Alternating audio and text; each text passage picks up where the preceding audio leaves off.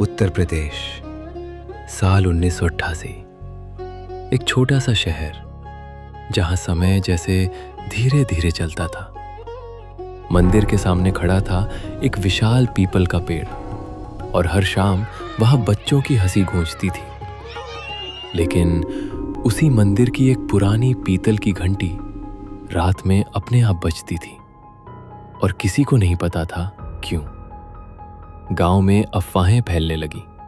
किसी ने कहा मंदिर में आत्मा है, किसी ने कहा यह कोई इशारा है। धीरे धीरे शाम ढलते ही बच्चे वहां जाना छोड़ने लगे। डर सच से बड़ा दिखने लगा था। लेकिन एक लड़का था जो डर से नहीं, सवालों से चलता था। उसका नाम था आरव, 12 साल का, जिज्ञासु और निडर।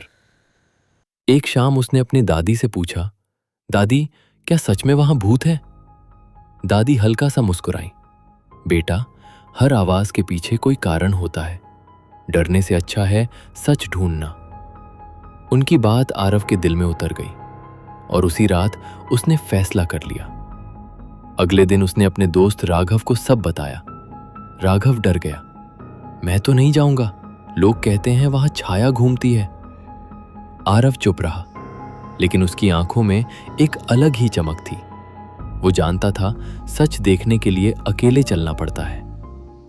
मंदिर के पीछे रहता था एक बूढ़ा माली, रामू काका, कम बोलने वाले, शांत और हमेशा अपने काम में खोए हुए। जब आरव ने उनसे पूछा, काका रात में घंटी क्यों बजती है? वे कुछ पल चुप रहे, फिर धीरे से बोले, हर सच हर किसी को नहीं दिखता बेटा। उनकी बात ने रहस्य को और गहरा कर दिया।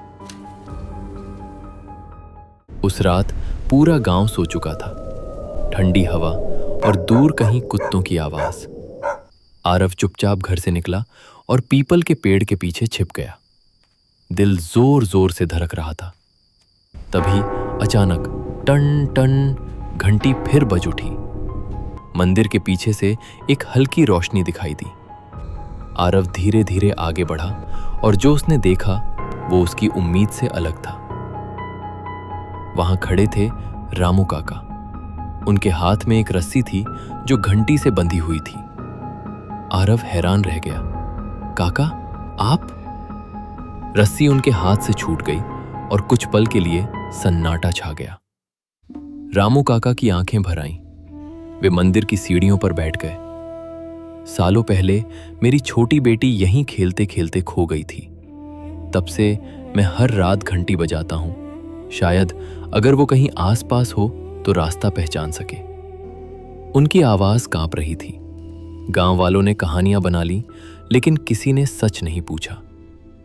आरव की आंखें भी नम हो गईं। अगली सुबह आरव ने सब दादी को बताया। धीरे धीरे पूरा गांव सच जान गया। लोगों को अपनी गलती का एहसास हुआ। उन्होंने तय किया अब हर शाम मंदिर में भजन होगा और घंटी अब डर की नहीं, साथ की आवाज बनेगी। रामू काका पहली बार मुस्कुराए। अकेलापन थोड़ा हल्का लगने लगा। कुछ दिन बाद मंदिर में एक महिला आई। उसके साथ एक जवान लड़की थी। वे पुराने रिकॉर्ड देखने आई थी। लड़की इधर उधर देख रही थी, जैसे कोई पुरानी याद ढूंढ रही हो। तभी रामू काका की नजर उसके गले पर पड़ी। एक चांदी की पुरानी चेन, वही चेन जो उन्होंने अपनी बेटी को बचपन में दी थी।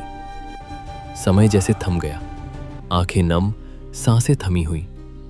लड़की धीरे से बोली, बाबा, और सालों की दूरी एक पल में मिट गई। मंदिर की घंटी इस बार डर से नहीं, खुशी से गूंज रही थी। लोगों की आंखों में आंसू थे, लेकिन दिल में सुकून।